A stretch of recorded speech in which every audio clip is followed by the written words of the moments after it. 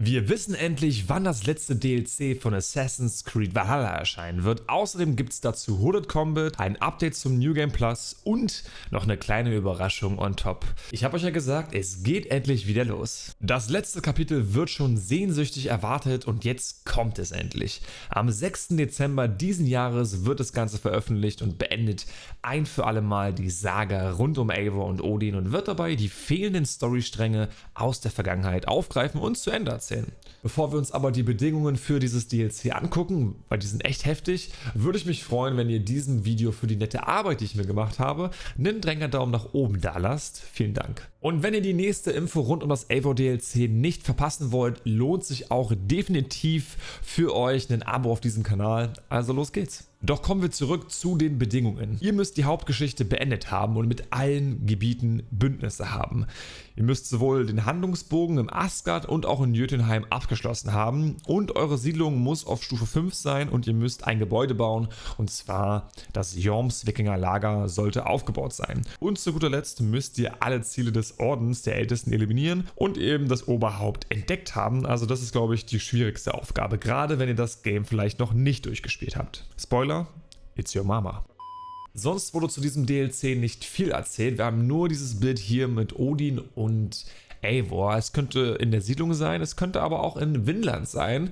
Was meint ihr? Ubisoft hat uns aber noch ein Update gegeben, das für viele, glaube ich, sehr positiv ist. Die saisonalen Feste, also als Beispiel das Oskariah-Fest, das Sigelblut-Fest und so weiter, die wird es nicht mehr geben. Das Produktionsteam wird daran nicht mehr weiterarbeiten und das ist auch verständlich, denn es gibt in der Zukunft noch so viele Projekte, an denen gearbeitet werden muss, damit diese eben ein richtiger Banger werden. Ich denke mal, es ist jetzt auch kein großer Verlust, diese Feste nicht zu haben. Viele von euch haben wahrscheinlich diese Feste auch gar nicht mehr angefasst, vielleicht sich nur durchgequält, um Belohnungen zu bekommen, aber das war es dann halt auch. Und Belohnung ist da ein gutes Stichwort, denn die ganzen Belohnungen, die ihr aus den vergangenen Festen vielleicht nicht ergattern konntet, die wird es ab sofort bei allen Händlern in Valhalla geben, für normale Münzen, denke ich mal. Es hört nicht auf mit den positiven Nachrichten, denn zum Hooded Combat, also zum Kampf mit der Kapuze, gibt es auch noch ein Update, denn jetzt habt ihr die Möglichkeit, die Kapuze dauerhaft aufzulassen.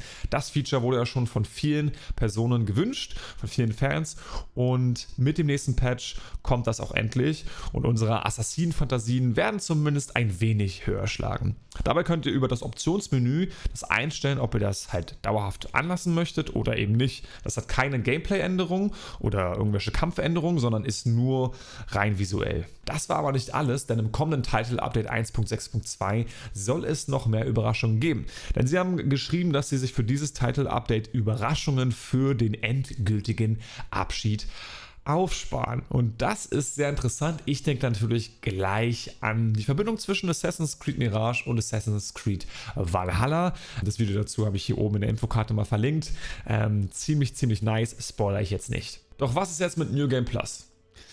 Die kurze und knackige Antwort ist, es wird kein New Game Plus mehr geben. Im Post hat Ubisoft Folgendes geschrieben. Bei der Untersuchung der Möglichkeiten zur Implementierung von New Game Plus wurde uns klar, dass wir wegen der Tiefe des Spiels nur sehr eingeschränkte Möglichkeiten haben, ein erneutes Durchspielen für euch lohnend oder gar zu etwas Besonderem zu machen. Ich habe, glaube so 350 Stunden in Valhalla, ihr wahrscheinlich mehr oder weniger. Und wenn sie ein New Game Plus machen würden, müssten sie für diese Länge schon einen gewaltigen Anreiz schaffen. Theoretisch nochmal für 350 Stunden Rüstungen oder eine spezielle Währung kreieren, mit der man spezielle Rüstungen kaufen kann. Ich fände diesen Anreiz im Allgemeinen für Valhalla ziemlich langweilig, deswegen verstehe ich es von der Seite definitiv. Und auch der Umfang wäre immens. Also stellt euch mal vor, ihr müsstet im Grunde nochmal eine komplette Motivationskette, eine komplette Lootkette für diesen Zeitraum machen.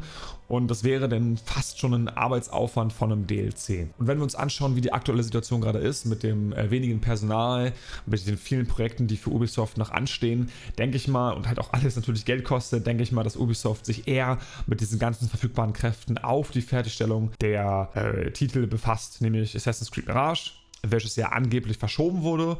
Da sind extra helfende Hände, glaube ich, ziemlich gut. Und ja, Codename Red, das ist ja auch noch in der Mache. Und ich denke mal, das sollten wir 2024 bekommen. Das heißt also, da müssen die auch noch ein bisschen dran arbeiten. Wir haben zwar kein New Game Plus, aber wir kriegen bald ein abschließendes und neues DLC. Und darauf freue ich mich riesig. Und wenn ihr jetzt wissen wollt, was euch im letzten Valhalla DLC erwartet, dann checkt gerne dieses Video ab. Da habe ich 10 Fakten zum Eivor DLC reingedroppt. Es lohnt sich definitiv. Danke fürs Zuschauen und vergesst nicht, wenn ihr abonniert habt, dann klickt die Glocke, dass ihr vom nächsten Video auf jeden Fall Wind bekommt.